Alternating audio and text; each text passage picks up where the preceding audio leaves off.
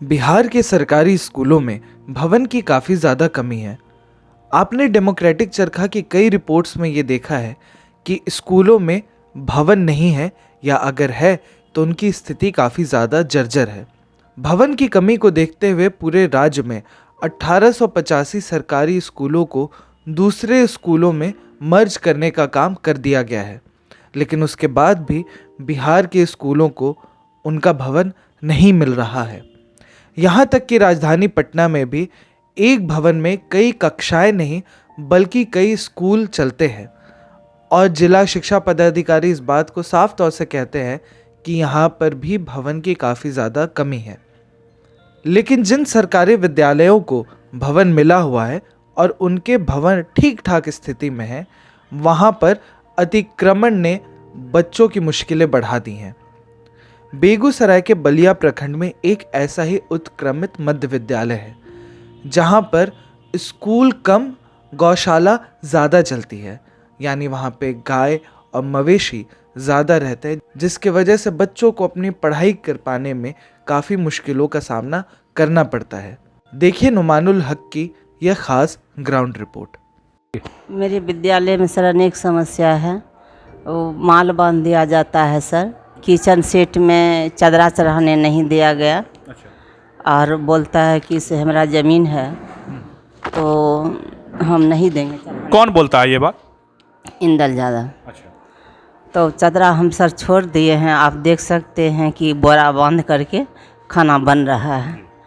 और क्लास में खोलने के समय में मना किया गया, क्लास नहीं खोलिए, ये रूम मेरा है, आप इसमें पढ़ाते हैं तो 50,000 रुपया आपको महीना देना पड़ेगा, तो मेरे रूम में पढ़ाइए, नहीं तो अन्यथा मेरा रूम में आप नहीं पढ़ाइए। ये सूचना हमने बीओ साहब को दिए, सीओ साहब को दिए, लेकिन इन पर कोई सुनवाई नहीं हुआ सर। क्या क्या विद्यालय में आपको समस्या है, बताइए। क्लास नहीं है, स्कूल आते हैं गाय मारता है, स्कूल में भूसा रखा है, हम सब नीचे बैठते हैं, शौचालय नहीं है, स्कूल में क्लास नहीं है, बरामदे पे बैठते हैं, पढ़ाई करते हैं।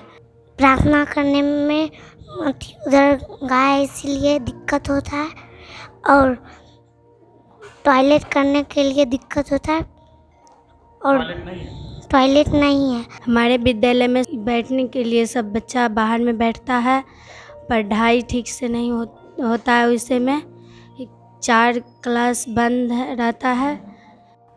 इस मामले के बारे में और अधिक जानकारी देते हुए स्कूल को अपनी ज़मीन दान में देने वाले इंदल यादव बताते हैं कि दरअसल ये ज़मीन उनके पूर्वजों ने स्कूल को दान में दी थी और उसके बाद गलत चौहद्दी नापने के कारण उनकी निजी ज़मीन पर भी स्कूल को बना दिया गया, उसका भवन निर्माण कर दिया गया और इसको लेकर प्रखंड शिक्षा पदाधिकारी और सर्किल ऑफिसर से लगातार बातचीत की जा रही है, लेकिन अभी तक कोई हल नहीं निकल पा रहा है। मेरे पूर्वज के नाम से यह रकबा 12 कट्ठा का था, जिसमें 5 कट्ठा हमारा पूर्वज विद्यालय बनने के लिए दान में ज़मीन दिया है। विद्यालय का नाम उत्क्रमित मध्य विद्यालय पोखरिया हुआ।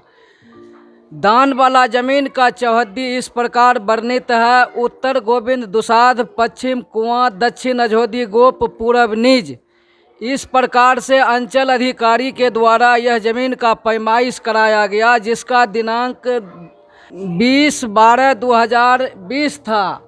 नापी करवाने के बाद सरकारी ज़मीन और प्राइवेट ज़मीन का चिन्हित स्थल बना दिया गया है, जिस पर से हम अपना कब्जा कर लिए निजी ज़मीन को, जहां हमारा 5 जानवर बांधा रहता है और हमारा लाद है, शौचालय बना हुआ है, चादरा का मकान बना हुआ है, चारा कल है, सभी हम रख के हम अपना दखल कब्जा किए हुए हैं।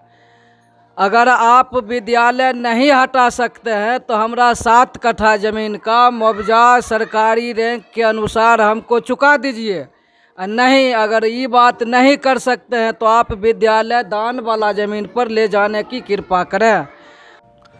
ग्रामीण बिहार के स्कूलों की क्या स्थिति है, ये डेमोक्रेटिक चरखा हमेशा अपने रिपोर्ट्स में दिखाने का काम करता है। आपको ये रिपोर्ट कैसी लगी, आप हमें कमेंट करके ज़रूर बताएं। साथ ही यूट्यूब पे हमारे चैनल को सब्सक्राइब करें और फेसबुक पेज को लाइक ज़रूर करें।